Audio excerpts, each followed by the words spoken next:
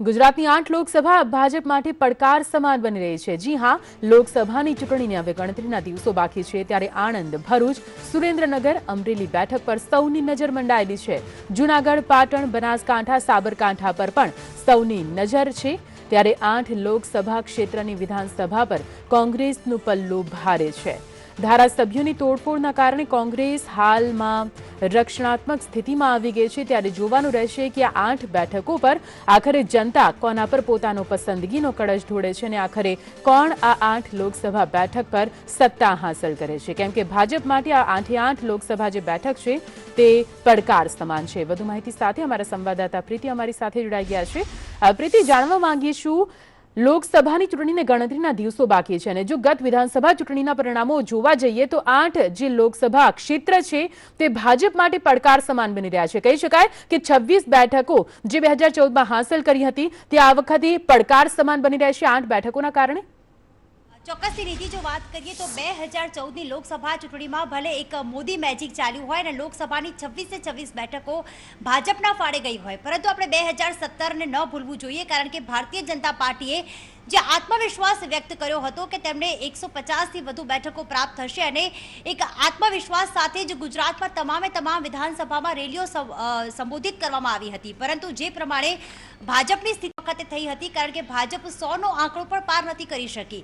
એનું કારણ હતું સૌરાષ્ટ્રમાં કેટલીક 8 એવી બેઠકો કે જેમાં કોંગ્રેસનું પ્રભુત્વ વધ્યું હતું અને કોંગ્રેસને વિધાનસભાની બેઠકો વધુ મળી હતી અને એ જ વિધાનસભાના ક્ષેત્રમાં જે લોકસભાની બેઠકો આવે છે એવી 8 બેઠકો કે જેના માટે ભાજપ આ વખતે જીત મળે તેવું ક્યાંક અત્યારે લાગી રહ્યું છે કે ભારતીય જનતા પાર્ટીને ત્યાંક કપરા ચઢાણ પણ સાબિત થઈ શકે છે। એવી 8 બેઠકોની જો વાત કરીએ અને તેના કારણોની જો વાત કરીએ તો સૌપ્રથમ બેઠક છે જૂનાગઢ।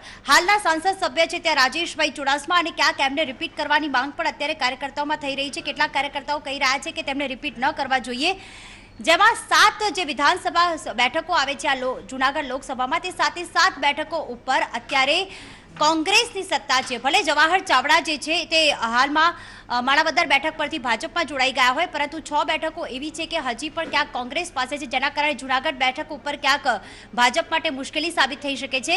અન્ય બેઠક છે આણંદ।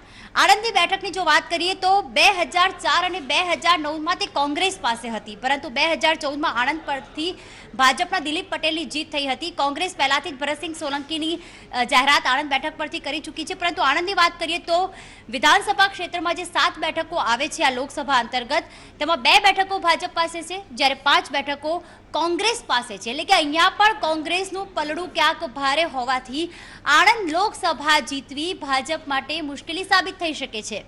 અને એક બેઠક છે સુરેન્દ્રનગરની, જે છેલ્લા ઘણા સમયથી ચર્ચામાં છે। હાલમાં દેવજીભાઈ ફતેપુરા ત્યાંના સાંસદ છે। આણંદમાં માફ કરશો, સુરેન્દ્રનગરમાં જે 7 વિધાનસભા બેઠકો આવે છે, જેમાં 2017માં કોંગ્રેસના ફાળે 6 ગઈ હતી, જ્યારે ભાજપને માત્ર 1 બેઠક પરથી જ સંતોષ માનવો પડ્યો હતો, જેના કારણે સુરેન્દ્રનગર બેઠક ઉપર પણ ક્યાંક ભાજપ માટે જીત હાંસલ કરવી 2014ની સરખામણીમાં 2019માં અઘરી સાબિત થઈ શકે છે।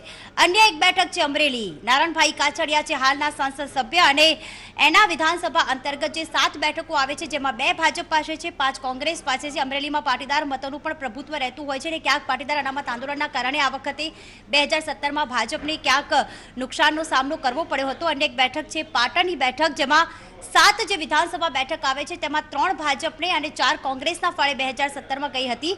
અત્યારે હાલમાં લીલાધર વાઘેલા જે છે પાટણના સાંસદ સભ્ય છે અને ક્યાંક લીલાધર વાઘેલા હવે પોતાની સીટ બદલવા માંગે છે। તેમણે બનાસકાંઠામાંથી સીટની માંગ કરી છે, જેના કારણે પાટણમાંથી કોને ઉમેદવાર ઉભા રાખવા તે પણ ભાજપ માટે મુશ્કેલીનો વિષય તો છે જ, પરંતુ સાથે સાથે તેમાં જીત હાંસલ કરવી પણ ક્યાંક મુશ્કેલી રહેશે। અન્ય એક બેઠકની વાત કરીએ બનાસકાંઠામાં પણ ગઈ વખતે ક્યાંક ઠાકોર સમાજનું પ્રભુત્વ સાથે અન્ય કેટલાક ઠાકોર સમાજના નેતાઓની એન્ટ્રી પર ક્યાંક કોંગ્રેસને ફળી ગઈ હતી। બનાસકાંઠાની જો વાત કરીએ તો 2 ભાજપ જે વિધાનસભાની બેઠકો આવે છે એમાં 2 ભાજપને અને 5 કોંગ્રેસના ફાળે ગઈ હતી, જેના કારણે આ વખતે બનાસકાંઠા બેઠક હાંસલ કરવી પણ ક્યાંક ભાજપ માટે મુશ્કેલી થઈ શકે છે। સાથે જ વાત કરીએ સાબરકાંઠાની, સાબરકાંઠા અંતર્ગત પણ 7 બેઠકો જે વિધાનસભાની આવે છે તેમાં 3 ભાજપને, 4 કોંગ્રેસને ગઈ હતી. દીપસિંહ રાઠોડ હાલમાં છે ને સાબરકાંઠામાં પણ ક્યાંક અત્યારે ટિકિટની વહેંચણી માટે દાવેદારોની ક્યાંક ખેંચતાણ પણ ચાલી રહી છે. અને છેલ્લી બેઠક છે ભરૂચમાં પણ ક્યાંક 7 લોકસભા અંતર્ગત 7 વિધાનસભા બેઠકો આવે છે, જેમાં 7 ભાજપ માટે ફાળે ગઈ હતી 2017માં અને 4 કોંગ્રેસના ફાળે ગઈ હતી. એટલે ટોટલ આ જો 8 બેઠકો છે જે ભલે 2014માં ક્યાંક ભાજપના ફાળે ગઈ હોય, પરંતુ આ વખતે વિધાનસભાનું જે સમીકરણ થયું, વિધાનસભાના જે પરિણામો આવ્યા તેના માટે ક્યાંક હવે આ વખતે ભાજપને ખૂબ જ મહેનત કરવી પડશે આ 8 બેઠકો પરથી. જી નિધિ.